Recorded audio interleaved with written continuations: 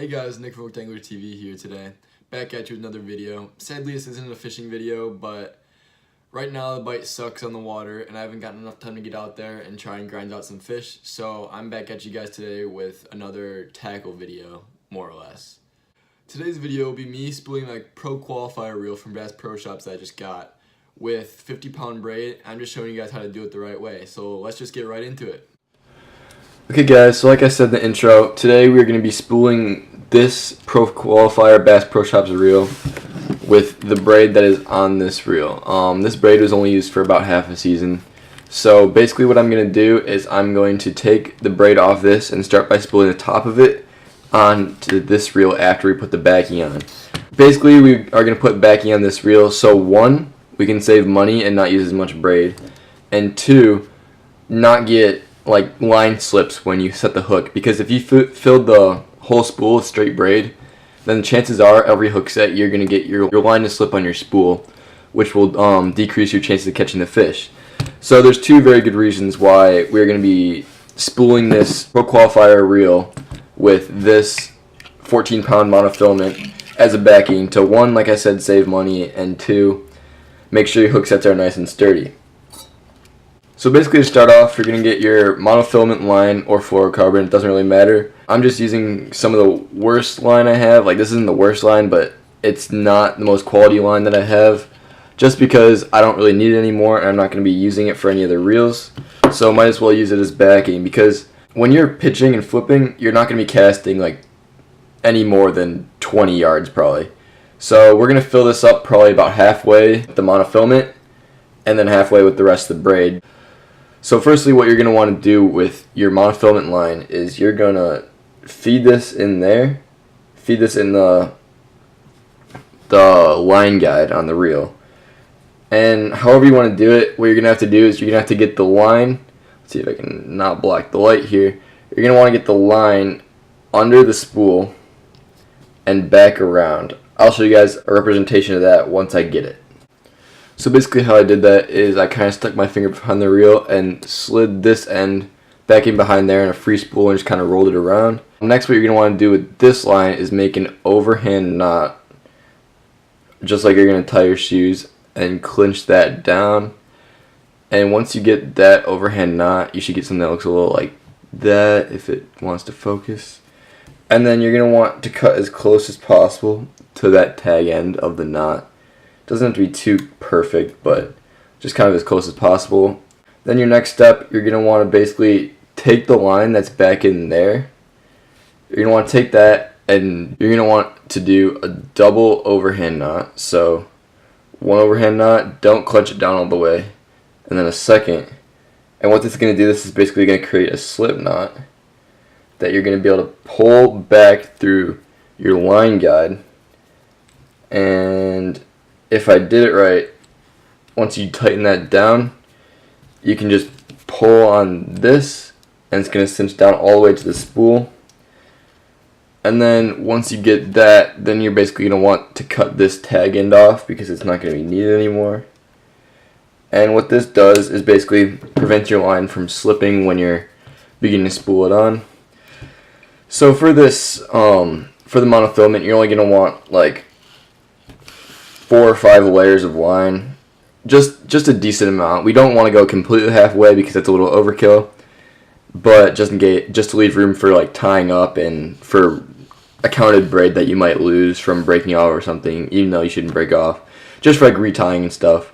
So we're just going to leave the line spool like sideways. Usually you're going to want to do it how it goes on the spool, but in this case it doesn't really matter for line twist since you're not going to be casting out the backing anyway. But also just try and like move your fingers across to make sure it's getting pretty even amounts of line. And I'll get back to you guys once I have the correct amount of line. So here we are back with around the correct amount of line. This blue is kind of the inside of the spool basically, and you're going to want to leave like about that amount of space in there because you're going to want to stop about 1/8 of an inch before it gets to the top of the blue with the braid, so you don't overfill your spool, because that'll cause some other problems like backlashes. You won't be able to control your pitching and flipping as well. So we have that spooled up. It doesn't have to be perfect obviously, but now you're going to want to cut that tag end with your pink scissors. Scissors have to be pink, just because, yeah. you're going to want to pull a little line out, and basically what you're going to do is you're going to connect this monofilament with the tag end of this braid using what is known as an Alberto knot. I'll leave links to all these knot tyings in the description below to other people's videos, because it might give you a better representation than what I have now, using like heavier lines so you can see everything a lot better. So basically, to tie the Alberto, you have to take your monofilament, just get a decent amount of slack for that. Take that out of free spool so you don't get any overlap in your monofilament on your spool.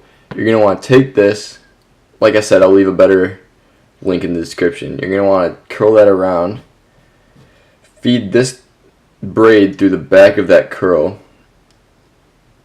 take your braid line, wrap it around 6 or 7 times, leaving a decent amount of space in between, because when you go back, you're going to want to go back in between those curls just to make the knot that much stronger. I mean, this knot doesn't have to be that strong, but if you get all the way to your backing down towards the end of the season, you're going to want some pretty strong connection line just so you don't break off on that fish if it pulls any drag or anything. So like I said, you have those curls, and now you just want to basically go back around and then feed it through that side. Obviously this isn't the best representation because my camera's probably not focusing that well. It's been having some problems today. Generally you want to leave a little more of a tag end than this. I might actually end up redoing this. I'll get back to you guys when I have it done. So maybe after you've seen the tutorial from other videos, this is what your knot should probably look like. Like a pretty smooth knot. Actually guys, I kind of live by this knot. Okay, can you please focus? Let's see if we can get it to focus. So we're not going to get that to focus. But you guys will see in the other tutorials that you find on or that I'll link in the description. I live by this knot, guys. I use this for every leader knot, every connection knot that I use, from braid to mono or braid to fluoro. You're just going to want to cut that tag end off. That was a really crappy job of cutting the tag end off. So after you got your tag end cut off, you don't really need the braid tag end to be that good because it's going to be flimsy and stuff anyway. But you want to cut the mono or fluoro down all the way to basically the knot, just so it's as smooth as possible, because the mono or fluoro isn't going to be as like flimsy and easy to work around as the braid will be. So we got a little slack line in there. We're just going to want to re-spool that. It's just because how many coils are in this line from how long it's been sitting in that spool. So just do that, and then once the braid starts to get into there, you're going to want to bring your other reel over, or your spool. You guys can do this with the spool too. This is just the line I'm going to be reusing for this season. So basically you're going to want to get this as tight as possible and as perfect as possible. So basically we are just going to do this until we're satisfied with how much it's filled. Hopefully it should fill it pretty quick. You can do this with really any pound braid. I'm using either 50 or 65, I don't necessarily remember. But basically you're going to want to fill up till that's about 1/8 of an inch of blue left. And I'll come back to you guys when that happens. So now, as you guys see, we have probably a little more than 1/8 of an inch of blue. This will be a little bit easier for flipping, having control. And this spool is completely empty, so let's let a little bit of slack out of that. And all that you're going to want to do is cut that off, and then you can just cut this off the spool later. But now you have your new spool that you can spool with more braid for that, or you could spool with mono or fluoro, whatever you want to do with that. But now we have all this topping line is basically line that was in the bottom of this spool that wasn't being used at all. So we have like basically half a spool of completely fresh line. And braid's a lot. You don't have to change your braid that often at all. It can get through a lot, and it doesn't really fray or coil up that easily. So that's probably going to do it for this video, guys. Hopefully you guys enjoyed, learned a couple things. I'm going to leave those links in the description to those videos that I was talking about the Arbor Knot and the Alberto Knot.